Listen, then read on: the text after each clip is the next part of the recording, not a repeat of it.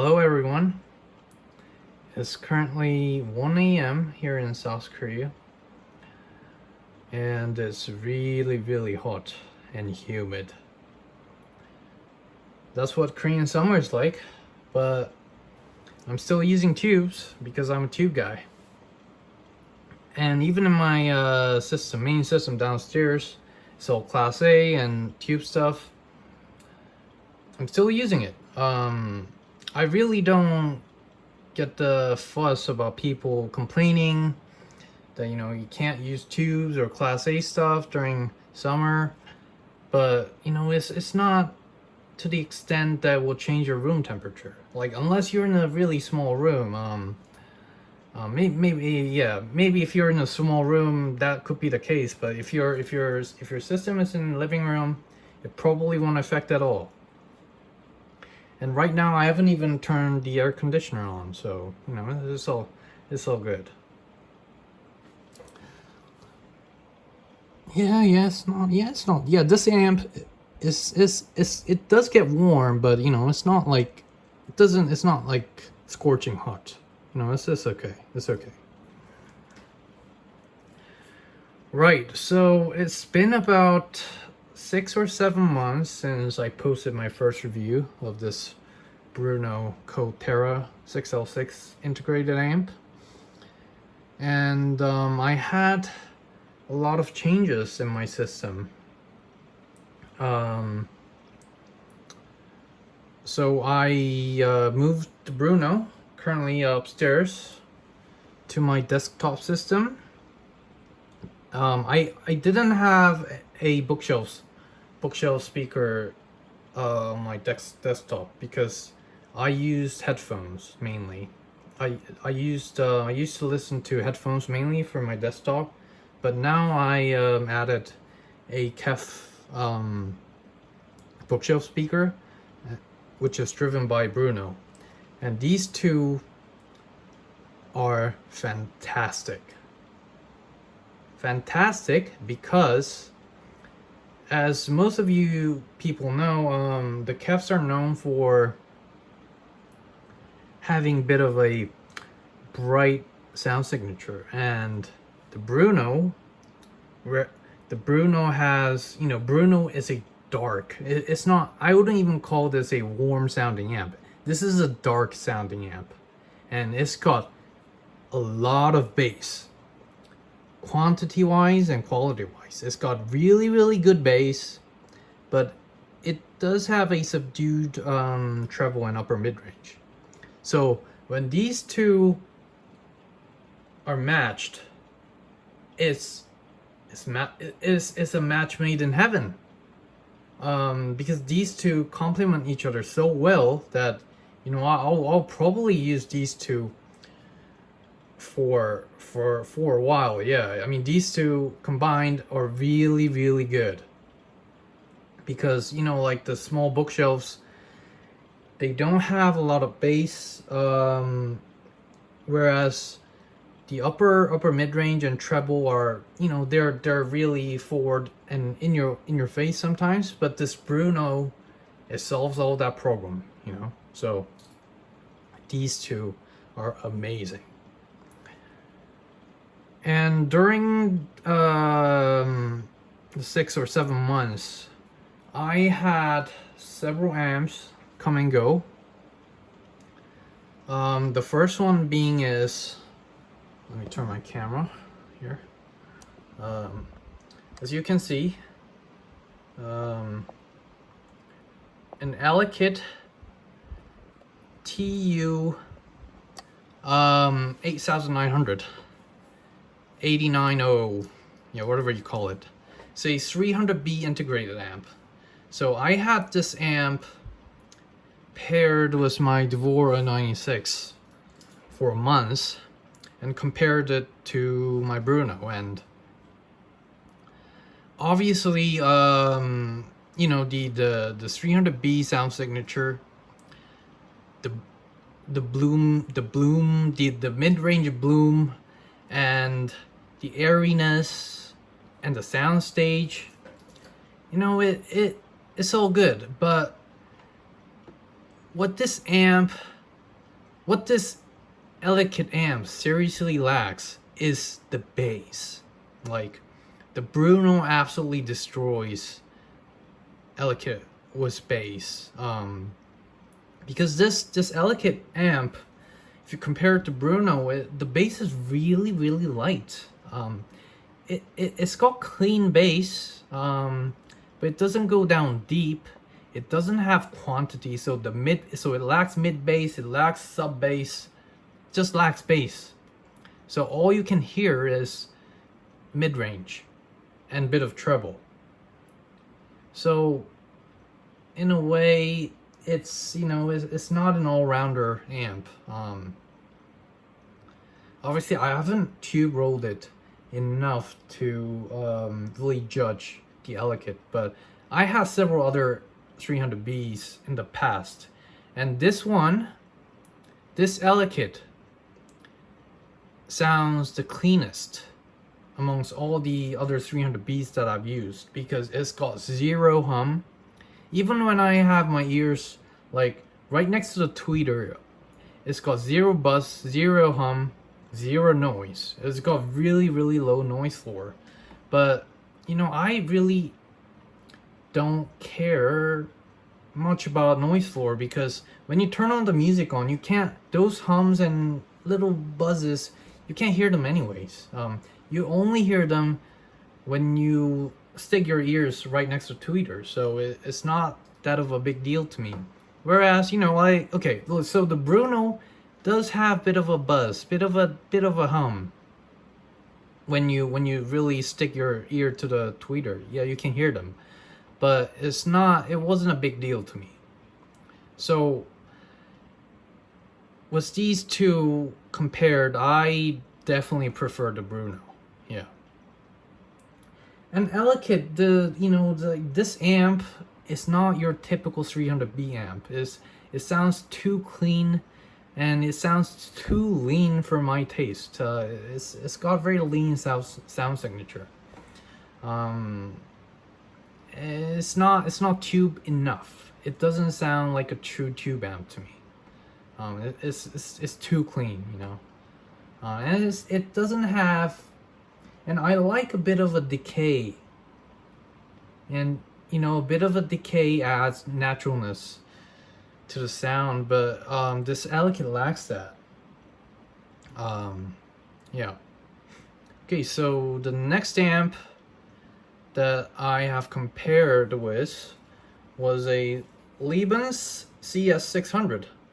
I mean, now this amp is very comparable to Bruno, because they are both based on 6L6, and they're both integrated. So how does these two sound different? So sound wise, I would say the Lieben sounds a bit more romantic, in the mid-range especially. But Bruno has much better dynamics, much better control of the woofer, much better bass, quantity and quality wise. But but Lieben has that airiness, and the bit of like if you compare it to Lieben to Bruno, the Lieben sounds a bit more like a tube amp, whereas Bruno sounds kind of, I don't know if this is the right word, but it kind of sounds like it kind of sounds like a stiff. It sounds stiffer. Yeah, stiffer. Which in a way you can also say that it sounds tighter. So Bruno sounds tighter, whereas the Lieben has a bit more of a decay and naturalness to it, and the romantic mid-range. But which amps controls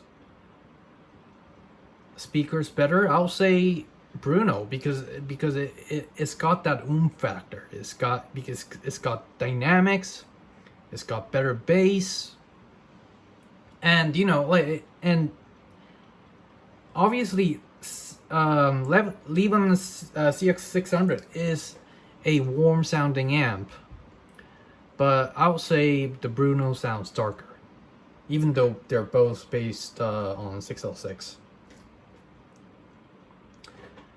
Okay, now on to the next one will be the Airtight ATM1.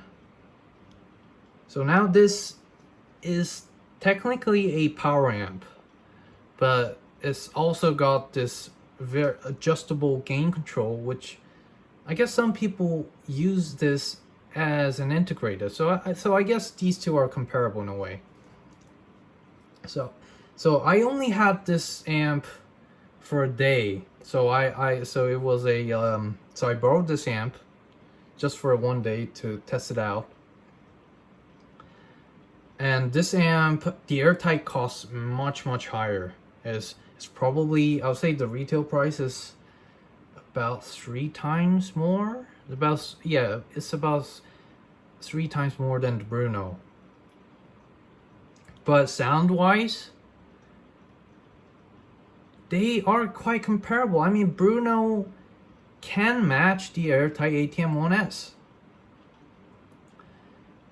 The Airtight ATM1S is based on EL34, so it does have that EL34 sound, which means, you know, it's obviously more livelier than the 6L6. It's got more I would say the treble extension is better. It's a little bit more brighter. But overall, apart from that, so the Airtight has better stage, the widths and height wise it's got better stage, but the Bruno has little bit better bass. But I mean, the Airtight was amazing. This amp was amazing. It really was. It's not the first Airtight amp that I've heard. I've heard the Airtight 300Bs with my own 96, and those combination was amazing. But this ATM1S, this was really good. But I'll say the Bruno wasn't far off. ATM1S has, you know, bit of an airiness, bit of better I guess the vocals were better, but it wasn't much. Just, I would say like 5 to 10% max.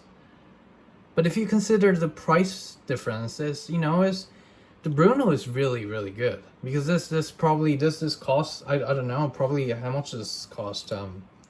Over a grand. Yeah. Anyways,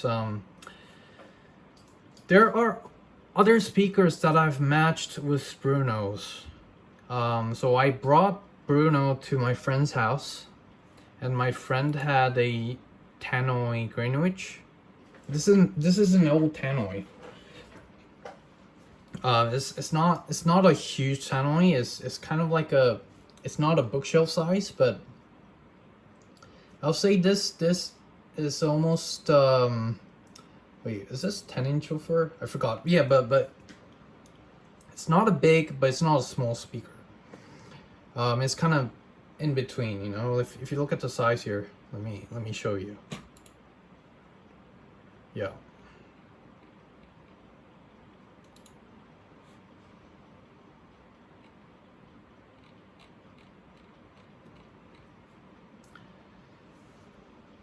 Anyways, yeah, the Greenwich and the Bruno, yeah, they were really good. They were really good. And my friend who still have the Tannoy, and she's considering buying the Bruno because she loved it so much. She's currently using Sansui, the old Sansui. I forgot the model name was. It was like AU 9100 something in that category. But yeah, I mean, obviously, you know, Bruno has to be better than the old Sansui. The next amp that I have matched with Bruno was Divor O Micros. And man, these two were amazing. Amazing because the micro is, it is a fairly sensitive speaker for its size. And it is a very dynamic speaker.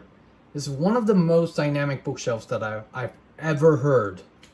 But this Bruno takes that to another level, and this Bruno adds that thumping bass that, like, I really wasn't thinking of adding a subwoofer for Divor O Micros. These two were amazing because the micros have, as far as I know, they have a super tweeter, so they don't have a normal tweeter. They have a super tweeter, and these super tweeters that are currently on the O Babies as well, the O Babies and O Micro. I have heard them both. I'll say these two are brighter sounding than O93 and O96s. And since these two are brighter than O96 and O93s, it's really good with the Bruno because, like I said, Bruno is a dark sounding amp, and it really tames that bright sounding tweeters to a really, and it makes it perfectly balanced, and because obviously the small bookshelves lack space, the Bruno adds that thumping bass and tames that tweeter. So these two are really, really good. And on to the next speaker, O93. So my friends has an O93, and he also bought the Bruno. So I went to his place and listened to it, and yeah, they're good. They're good. I mean, I really don't want to repeat myself, but the Bruno can handle most of speakers, even the ATCs, the old ATCs that are really hard to drive. I heard them with the Bruno, and they can really, really rock and roll them. Yeah, I mean, the Brunos can handle the ATCs. So the O93 wasn't a problem at all. And O93 is known for a fairly, I'll say, smooth sounding. It's a bit more, it's got less treble presence than the O96. So I would say this is the most soft sounding speaker in the O series. So some may like it or not if you pair it with Bruno, because Bruno is a dark sounding amp. O93 is not the brightest sounding speaker out there. So if you pair them together, it will sound, you won't hear a lot of treble, you won't hear a lot of upper mid range. But if you're into that kind of sound, you may like it. And also, if you have a speaker that are bright or lean sounding and you're having problem with it, and maybe you're thinking, maybe I might change the speaker cable or interconnects. No, don't change those stuff. Just, you can get Bruno and they will solve your problem. Yeah, definitely.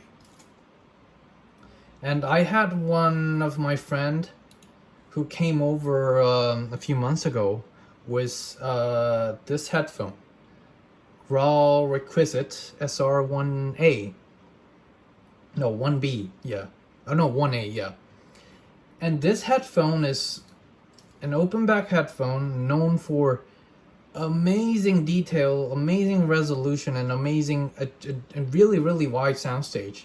But this headphone doesn't have bass. It's terrible at bass. That's their weak point. So this headphone is known to be quite bright, but with very good detail and very wide soundstage. And what's funny about this headphone is that this headphone, you have to use a speaker amp to drive it. So you cannot use a normal headphone amp. This headphone amp, you need a speaker amp to drive it. So we've connected this the speaker.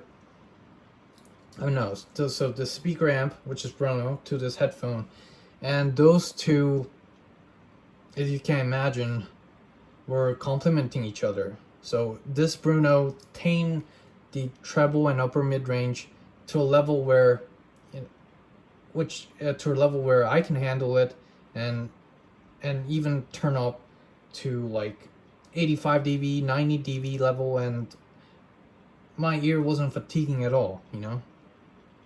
And it plus it added a lot of bass to it, a lot of bass. So all in all, I think you guys have a general idea of how this amp sounds and what sort of sound signature it has, and if this amp may benefit you or not in the, you know, like synergistic wise. If you want to tame a bright system, bright sounding speaker, you know, this amp, I would really wholeheartedly recommend you. This amp will solve your problem. But if you already have a fairly smooth sounding or even warm sounding system, maybe this amp could be too much. Yeah. So whereas for me now was these KEF speakers, these two are really, really good. Really good.